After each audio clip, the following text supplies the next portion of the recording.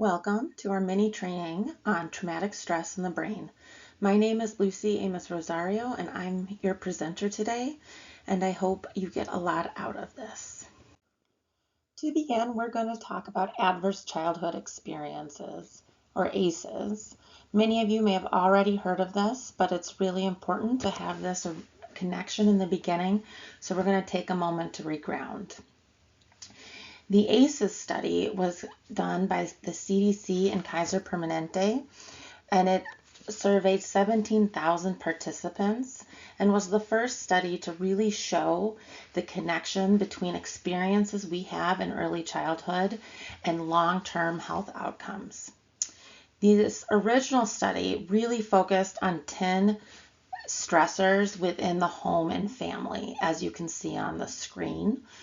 It was physical abuse, emotional abuse, sexual abuse, physical neglect, emotional neglect, and then household dysfunction, such as mental illness, a parent being treated violently, divorce, substance abuse, and the incarceration of a relative. While the ACEs study changed the world and the way that we view trauma in our field, it only focused on a very specific population that was predominantly white, middle to upper middle class on the West Coast, and really only looked at experiences within the family and household.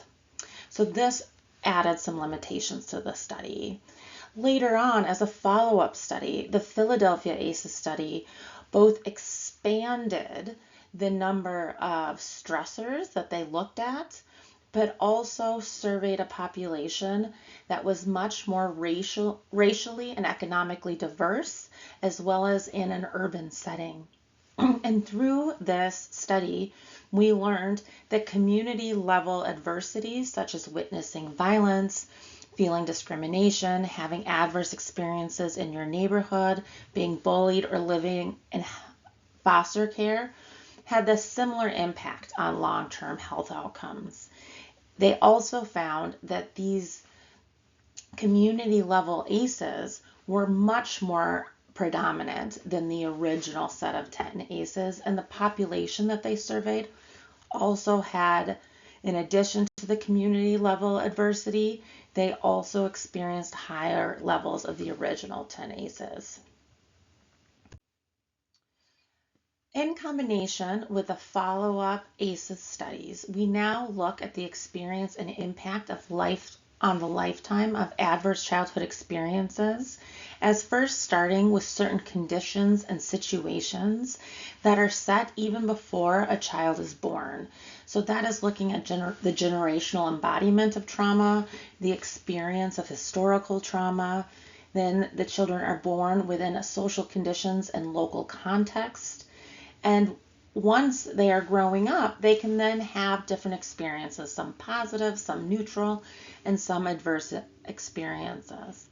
All of these factors can then lead to potential disrupted neurodevelopment, which can impact the social, emotional, and cognitive abilities or impairment, which can lead to adoption of health risk behaviors, such as drug use or use of violence or promiscuity, appetite and diet, etc., which can then is directly linked to disease and potential disability or different social problems, which can affect the length of the lifespan, potentially causing higher rates of mortality. This is important to put into context because working with adult basic education, most of your clients have experienced potentially multiple adverse childhood experiences. So these are things that have happened long before you knew them, earlier in life, that are still impacting how they are functioning cognitively, how they are seeing the world, impacts their behaviors and some of the choices that they have. Dr. Bruce Perry, who you'll hear me refer to throughout this training, shared that 1/3 of adult learners are trauma impacted due to adverse childhood experiences. And in my professional experience working with this population, I think that rate is much higher, especially now. For instance, when we think about adverse childhood experiences, and this image on the screen is this wonderful image put out by ACEs Connection, and they have in the tree the household experiences, and that is really drawn from that original study. But in there you'll also see homelessness can be in there, alcoholism and drug abuse, maternal depression and mental illness. But then down below in the roots is community experiences, looking at discrimination and historical trauma. All of these are spoken about in that Philadelphia ACEs study, but it is expanded to include substandard schools, lack of jobs, structural racism, poor water and air quality, poverty, low wages. And then up in the environment, section 3, you're looking at climate crisis, you're looking at the pandemic, earthquakes, natural disasters, and the list goes on. And all of this can impact how we grow and how we develop, and in the end, impact our health long term throughout the lifespan. And this all comes down to stress. And what is stress? That's really where we need to start. The term trauma has been so overused at this point that sometimes people kind of zone out and it doesn't have much of a meaning. But we all have a stress response system, and stress can be positive.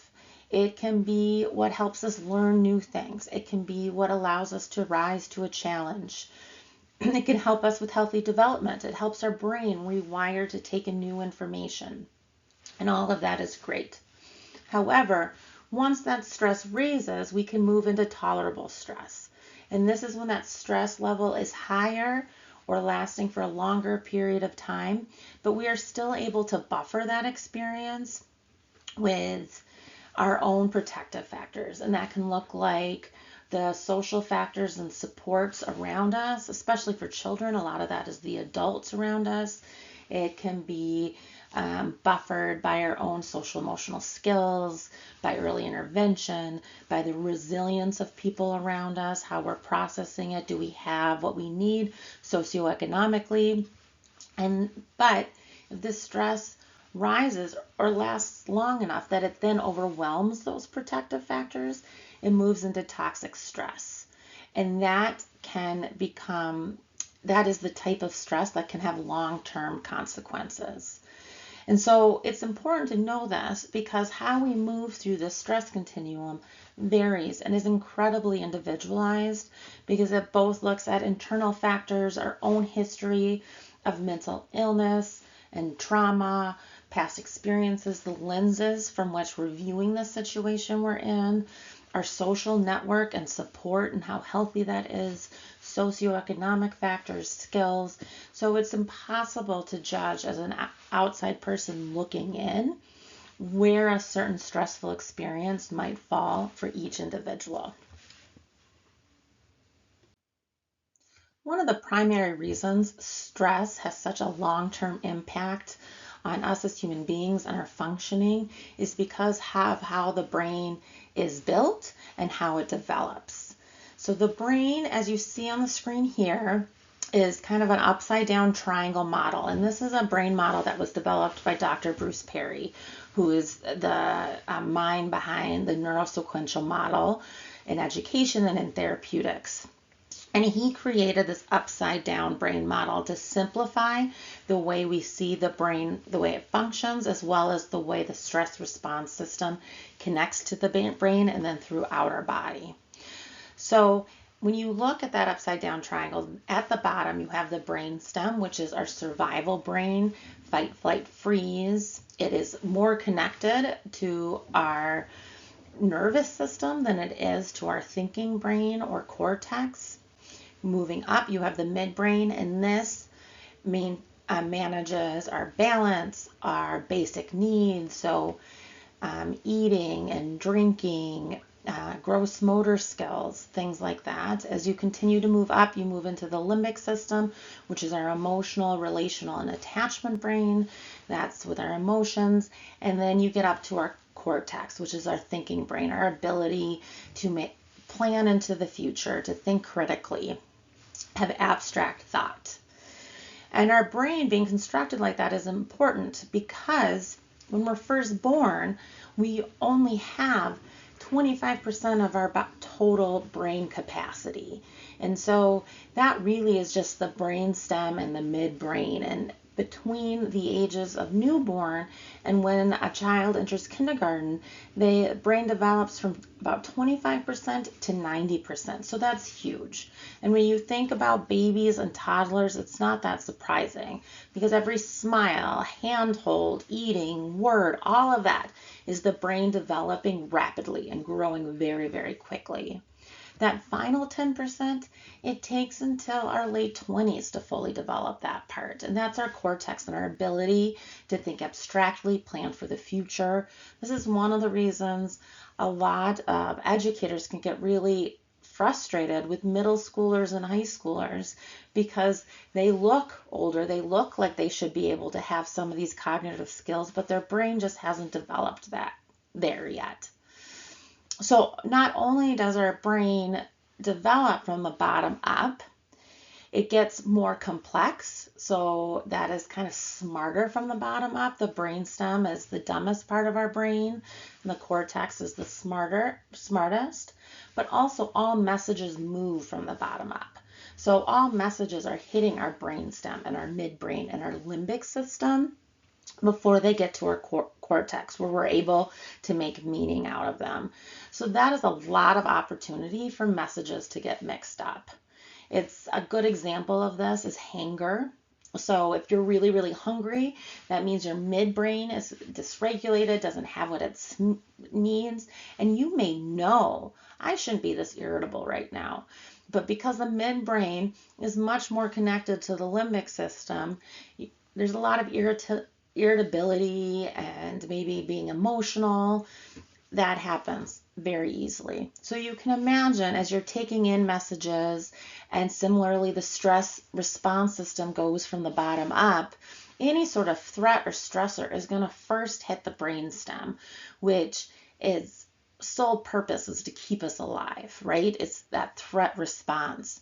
And so it can get dysregulated, and it can also be harder to calm down.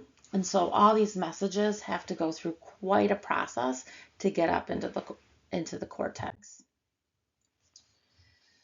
So when we think about this, Bruce Perry really builds on these concepts by talking about state dependence. And the concept of state dependence is that our cognitive functioning is directly connected to the state of stress escalation we are currently experiencing. So if you take that upside down triangle and you turn it out on its side, you have the grid that's in front of you.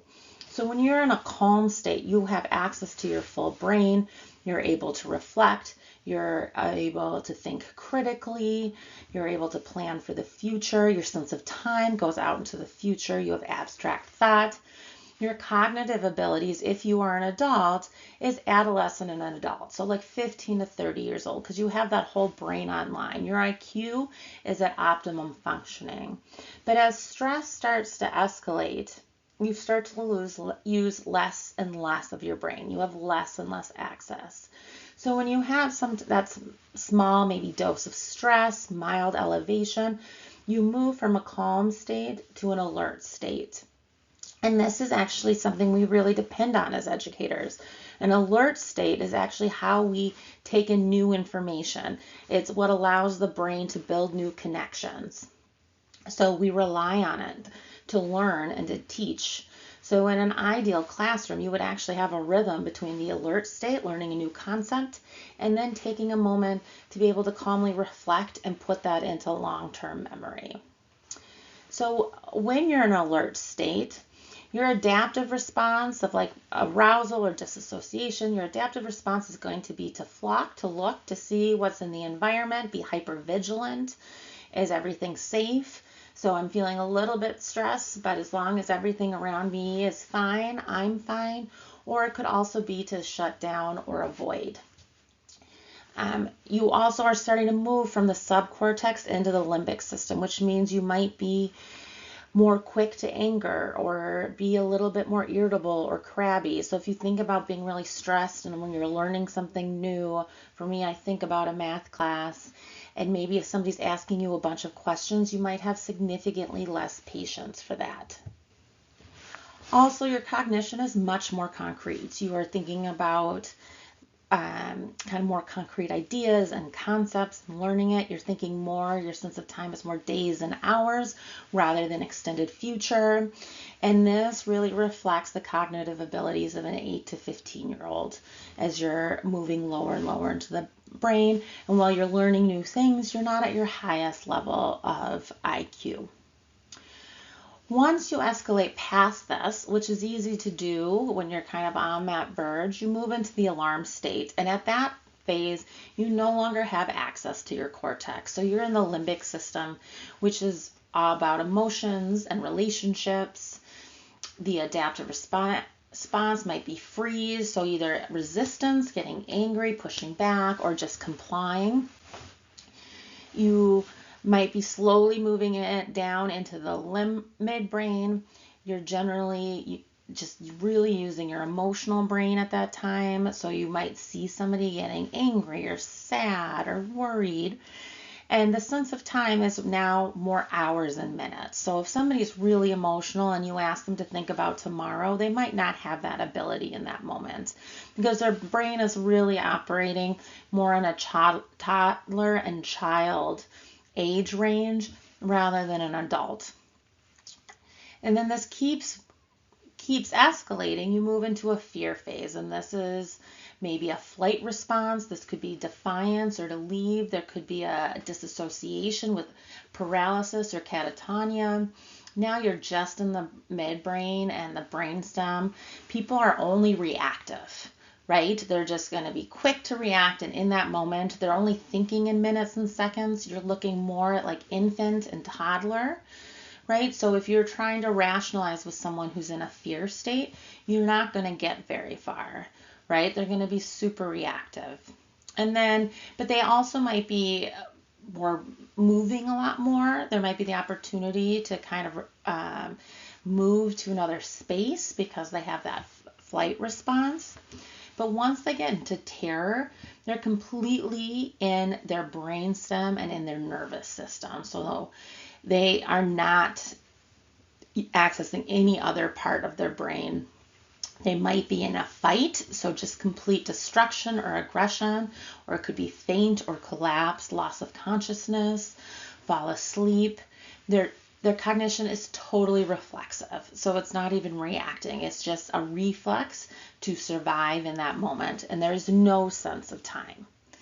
So this is the state where you really need safety. You're not going to be able to move them. You need to figure out what that threat is, what the risk to safety or that trigger is, and try to create a safe enough environment around them. So trauma, and the reason why we started talking about stress is because trauma is just one very extreme side of the stress response system.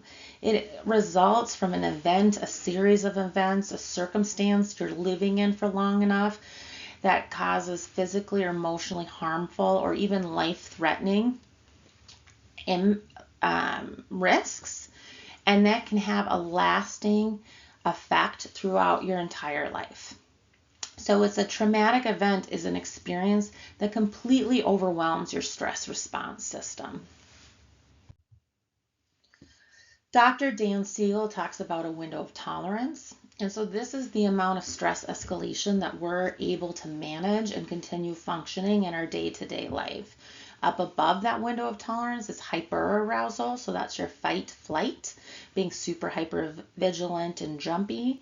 Down below is freeze or faint. So shutting down, flat, disassociative, falling asleep, feelings of shame or depression are down below. As long as we're staying within our window of tolerance, we're able to handle that amount of stress escalation and to be able to function. The more and more we are out of our window of tolerance actually can start to shrink. And this is what we talk about as being a sensitized stress response system. And it just means that through our experiences, we are learning more and more that the world can be a really dangerous place.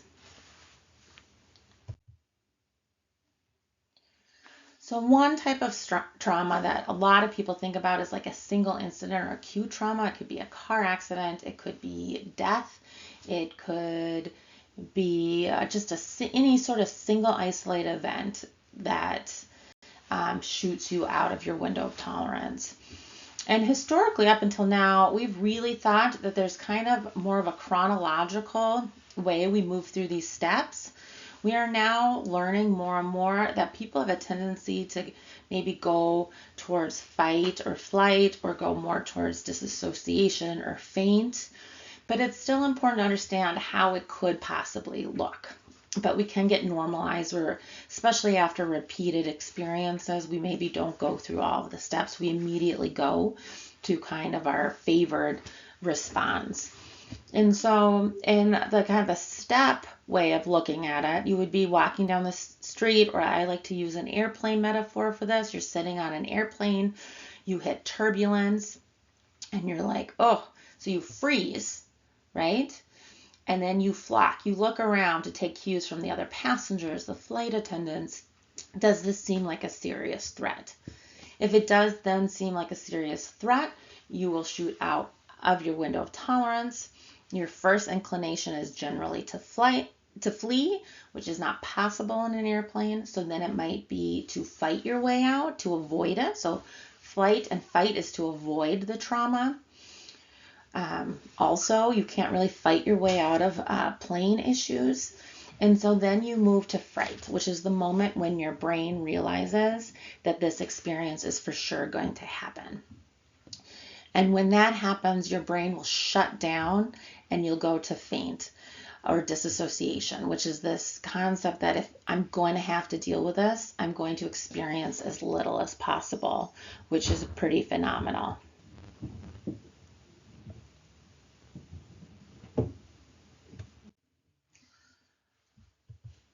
Looking at the window of tolerance, we also want to talk about other types of trauma, so chronic and complex. And what we know is that if you are living in an unstable and unsafe environment for long enough, and you're just riding the top of your window of tolerance, it will have a very similar impact to having just that one acute trauma. And actually, it can be much more difficult because oftentimes people living in these situations haven't actually experienced safety. We also know that when you are living in an unstable or unsafe environment, you're also at increased risk of having multiple traumatic incidents. And so it really often turns into kind of a mix of this. And so when we're thinking about chronic or complex, especially complex trauma, we're thinking about maybe witnessing domestic abuse as you're growing up, chronic homelessness or food insecurity, different aspects of the instability, and then you can layer on top of that potentially ongoing or multiple traumatic experiences.